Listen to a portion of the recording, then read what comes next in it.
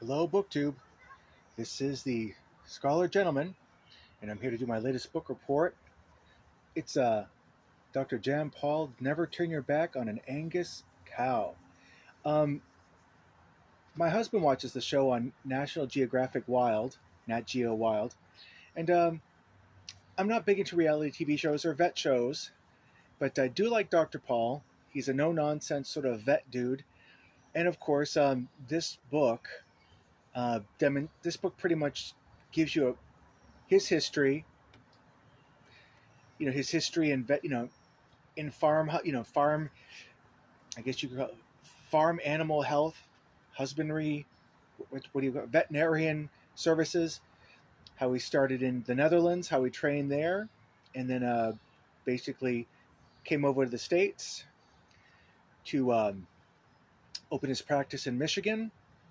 And he basically started it out of a garage with his wife. And yeah, made for an interesting story. To be honest, I became aware of this book in one of those really cool moments of synchronicity, where when I was reading The War Magician, and David Fisher, also the author of that, other books by David Fisher, and there's Dr. Jan Pol, Never Turn Your Back on an Angus Cow, and I remember my husband mentioning that. I remember my husband and I were watching the show, and Dr. Paul actually said this. And then all of a sudden I read it in the other books available by section by David Fisher. I'm like, wow, that's a weird bit of a synchronicity. So yeah, it was. I said, well, hell, I'll order it and read it, and for the most part, I found it very, very interesting. David Fisher takes a massive back seat because his voice is way in the back because he's basically transcribing all the recollections by Dr. Jan Paul, and when you read the book, it sounds like him. It sounds like him speaking, and very very no nonsense, Dutch sensibility to his practice. He does what works best for him. He goes, I've had my arms up so many cows and bulls' butts you wouldn't believe it, and it's true. If you've ever seen his TV show, The Incredible Dr. Paul, yeah, half the time his arm is shoulder deep in a cow or a bull's fundament. Probably not a bull because the bulls are pretty dangerous. So he's very, very careful on them. Hence the title of the book. Never turn your back on them. And to be honest, if you don't know what you're doing, veterinary work is very, very dangerous if you're not paying attention or situationally aware. And watching the show, in addition to reading, has been very enlightening because the main point he brings up in his book is that if you work on a farm or if you're a vet, you're very consciously aware of life and death every single day. Someone will bring in a cat or a dog or not, ferret or a snake that they think is mildly sick, and come to find out, looks like you came there to put them to sleep and you didn't even know it.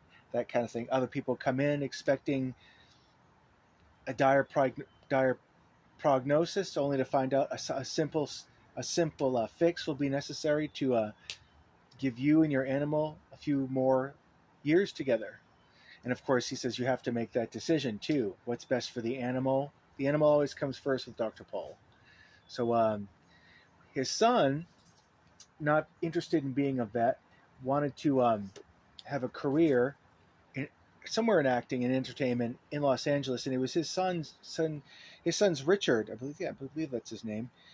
His son's Richard idea that there should be a TV show about his dad because he figured his dad was a character, and people could learn a lot by watching his show and his veterinary practice.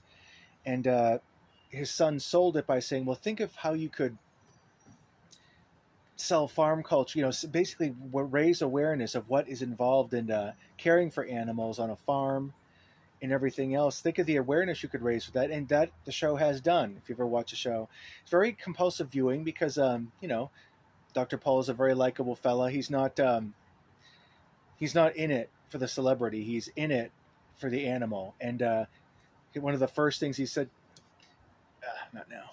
One of the first things he said to the producer is, "It's like, you better you better catch up with me, because I'm not changing my practice to suit your TV sensibilities. You have to catch up with me. I'm just going to be applying my practice.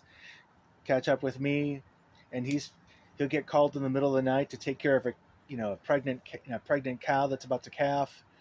Uh, Another thing I've noticed about it is that he does a lot of field expediency. In other words, he'll try this particular thing that's unconventional. If that doesn't work, he'll try the next thing, and try the next thing until nothing works anymore.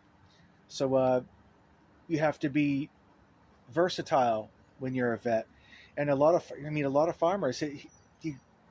His reputation was spread by word of mouth by all the farmers in the Michigan area, because it's the Midwest, so there's a lot of farms there. It's not too far away from Wisconsin, where there are a lot of dairy farms. So, yeah, he's been he's come highly recommended and highly sought from farmers. And if there's a good vet, farmers will spread the word. And that's what happened. He also laments the passing of the family farm in favor of like corporate owned farms. That he's noticed that in the last. Well, he's been practicing veterinary work for about 50. I don't know, it's got to be like 45, 50 years now. He graduated in his 20s from the Netherlands, and started as a vet under a U.S. doctor before he started for his own practice. So, yeah, very educational. If you like the show, or if you like veterinary work in general, give this book a read. I learned a lot, and as you can see, I found some things to highlight in this book.